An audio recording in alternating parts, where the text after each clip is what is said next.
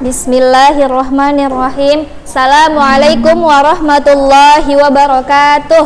Waalaikumsalam warahmatullahi wabarakatuh. Iya, kaifa halukun?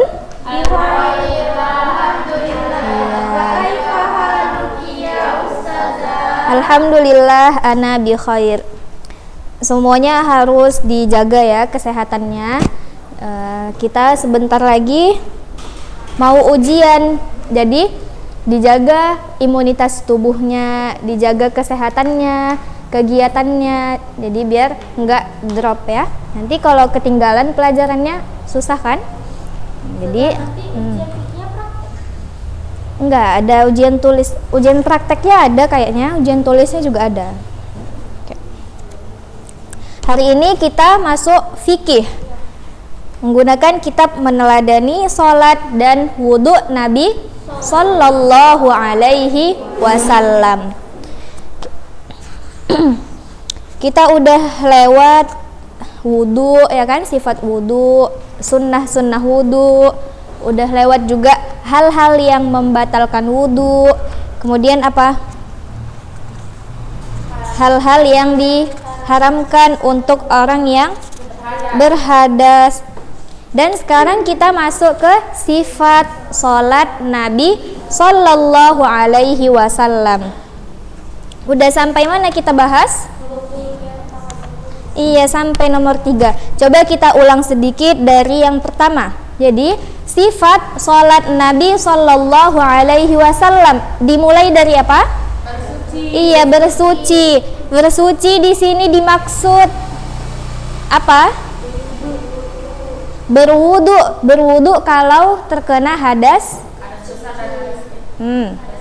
Iya, kalau hadas kecil hanya dilakukan bersucinya dengan cara berwudu. Kalau dia hadas besar harus dengan mandi wajib. Baru kemudian kalau mau sholat wudu juga ya. Oke. Yang kedua apa? Iya, sutroh. Udah paham semua apa yang dimaksud dengan sutroh? Udah Ustazah jelaskan kemarin ya. Jadi sutroh itu adalah penghalang atau pembatas. Jadi kalau kita sholat tidak boleh, misalnya Ustazah sholatnya di sini, ini semua plong sampai ujung itu tuh nggak ada pembatasnya. Jadi haruslah diletakkan, misalnya diletakkan kursi atau diletakkan, kalau bantal bisa dilihat ya, ada ukurannya minimal 46,2 cm. Jadi kalau misalnya yang masih terlalu kecil, bisalah diukur masing-masing ya. Jadi untuk jaga-jaga, kalau kayak bantal itu kan orang bisa tahu kan tujuannya sutroh, udah sudah bilang? Udah, untuk orang tidak lewat sembarangan di depan kita saat kita sholat. Jadi misalnya kita letak bantal, kalau cuma bantal itu kan orang udah biasa ya kan kalau melangkahi bantal, atau kadang-kadang malah digeser bantalnya. Karena apa sih kok letak di tengah jalan gitu, kalau bantal kan terlalu kecil. Kalau bisa cari yang agak besar kayak kursi, itu kan orang tahu kita letak itu untuk sebagai pembatas untuk orang biar supaya tidak lewat. Jadi kalau saya rasa kalau bantal itu masih terlalu kecil, jadi kita cari ya yang agak lebih tinggi ukurannya. Jadi orang nggak sembarangan untuk lewat-lewat. Karena bisa apa? Kalau misalnya orang lewat di hadapan kita saat sholat, iya bisa batal sholatnya. Makanya untuk berhati-hati, dicarilah sutroh yang lebih tinggi. Atau lebih bagus kalau langsung menghadap ke dinding, ke tembok. Jadi memang orang nggak bisa lewat di hadapan kita kan? Oke, jadi itu dia sutroh, penghalang atau pembatas. Yang ketiga, meluruskan shaf, meluruskan barisan saat sholat. Ini dilakukan ketika sholat ketika sholat berjamaah. Jadi heran kan kalau di masjid itu nanti sholatnya shafnya itu ada yang di depan sini, ada yang di sini. Jadi dia belok-belok. Lihat kan? Kadang-kadang kalau apalagi jamaahnya masih anak-anak, sering kan? Nanti dia nggak mau dekat sama temannya. Nanti dia agak maju di sini. Sementara yang satu lagi badannya kecil.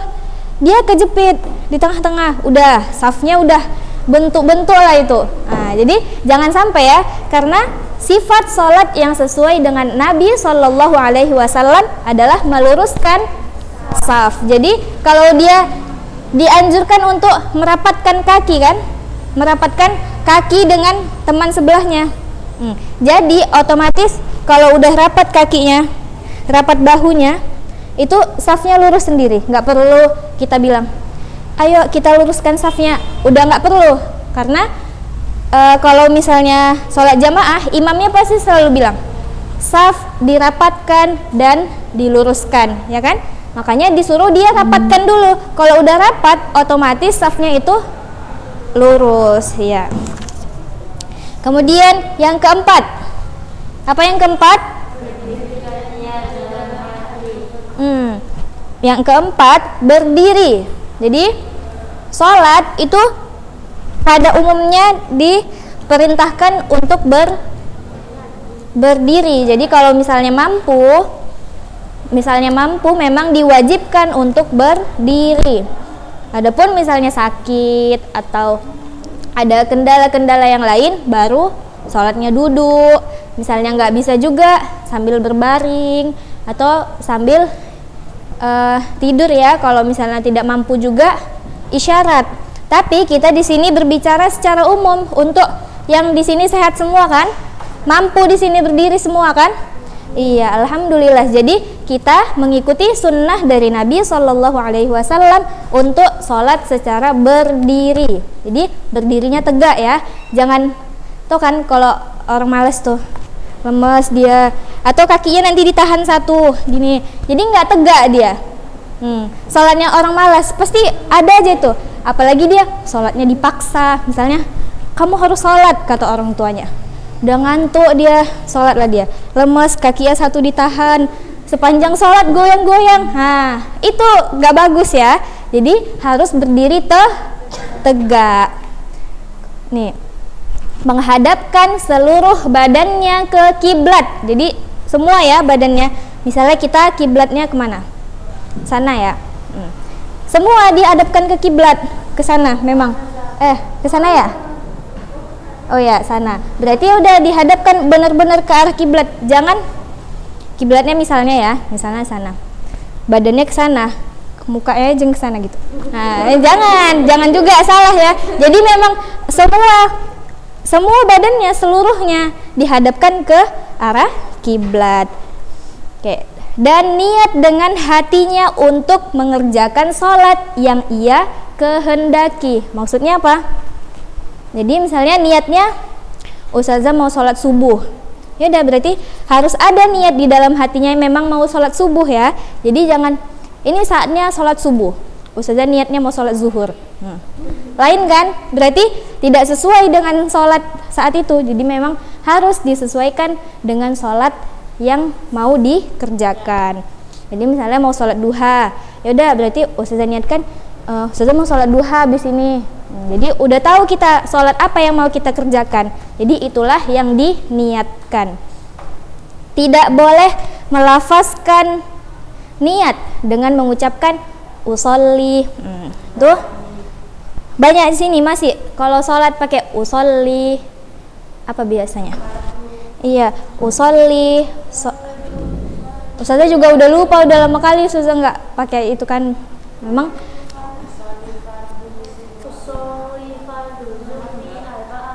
pokoknya ada misalnya zuhri arba'an lillahi ta'ala gitu kan, atau sholatu sunnah sunnah lillahi ta'ala ya. Jadi tidak ada anjuran satupun yang mengatakan bahwa kita harus mengucapkan niat. Jadi cukup di dalam hati kita niatkan kita mau berwudu, kita niatkan kita mau sholat zuhur, insya Allah sudah tahu maksudnya untuk sholat apa. Jadi karena melafazkan niat itu mengada-ada dalam urusan agama. Jadi tidak pernah dicontohkan oleh Nabi Shallallahu Alaihi Wasallam. Karena kita di sini belajar apa? Sifat sholat Nabi. Jadi pasti kita ingin mengikuti benar-benar apa yang dicontohkan oleh Nabi Sallallahu Alaihi Wasallam.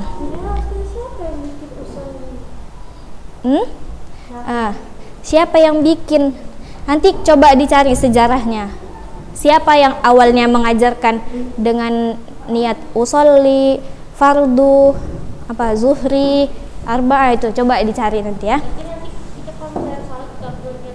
Iya, tidak perlu. Jadi kita cukup tekadkan di dalam hati kita untuk berniat memang saya mau sholat zuhur, saya mau sholat asar. Jadi tidak perlu diucapkan ya, hanya kita yang tahu. Yang kelima, apa yang kelima? Iya, takbiratul ihram, yaitu mengucapkan kan takbir, dia takbir. Jadi ucapannya Allahu Akbar. Nih, kedua tangan diangkat dengan merapatkan jari. Coba contohkan semua, rapatkan jarinya. Dirapatkan jarinya dan dibentangkan. Ya, dibentangkan dan tidak mengepal. Iya, jadi harus ini ya. Nggak boleh gini. Dikepalkan tangannya, harus dibentang. Kemudian dihadapkan ke kiblat. Ke kiblat kita misalnya, kan kalian sana ya. Ya udah, dihadapkan, diangkat. Setinggi mana? Setinggi kuping atau tinggi bahu. Iya, bahu boleh di sini ya. Berarti diukur ya bahu masing-masing, jangan bahu kawannya diukur. Jadi diukur di bahunya, atau boleh juga sejajar dengan kedua telinga. Iya, jadi boleh sejajar dengan telinga, boleh juga sejajar dengan bahu. Oke, ini ada di gambarnya, lihat di gambar 2 dan 3 katanya. Itu yang ini berarti ke sejajar dengan bahu ya, yang di nomor 2. Yang ketiga sejajar dengan 2 daun telinga. Oke, sedikit lagi ya. Nabi Shallallahu Alaihi Wasallam mengeraskan bacaan takbiratul ihram hingga didengar orang yang berada di belakang. Jadi berarti Nabi sebagai apa ini? Imam. Iya, sebagai imam. Kalau sebagai imam harus dikeraskan suaranya biar makmumnya dengar apa gerakan sholat yang sedang dikerjakan. Jadi misalnya kayak Nabi jadi imam harus dikeraskan Allahu Akbar. Jadi dengar yang belakang ya. Jangan nanti bisik-bisik, yang belakang udah ketinggalan berarti nanti. Jangan gitu, harus dikeraskan. Beliau terkadang mengangkat tangannya bersamaan dengan ucapan takbiratul ihram. Kalau bersamaan berarti gini, Allahu Akbar, ya kan, bersamaan. Atau bisa juga kadang-kadang setelahnya, berarti diangkat dulu tangannya, Allahu Akbar gitu. Berarti diangkat dulu baru ucapkan Allahu Akbar. Atau kadang-kadang juga sebelumnya berarti Allahu Akbar baru diangkat ya.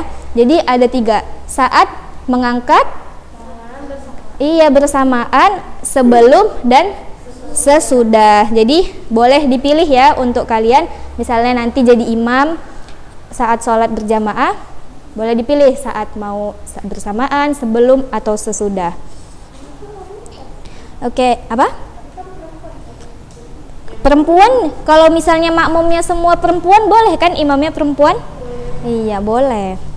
Oke, terakhir, jika beliau menjadi imam, maka orang yang makmum di belakang mengikuti takbirnya, mengucapkan Allahu Akbar. Dan ketika tegak berdiri, pandangan mata, kemana pandangan matanya?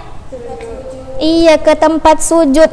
Jangan nanti sholat lihat-lihat kawannya, lihat dia ngapain ya, atau safnya di belakang ya kan, lihatnya bajunya cantik kali, lihat Masya Allah, pasti bajunya mahal. Nah itu dia, lihatnya kemana?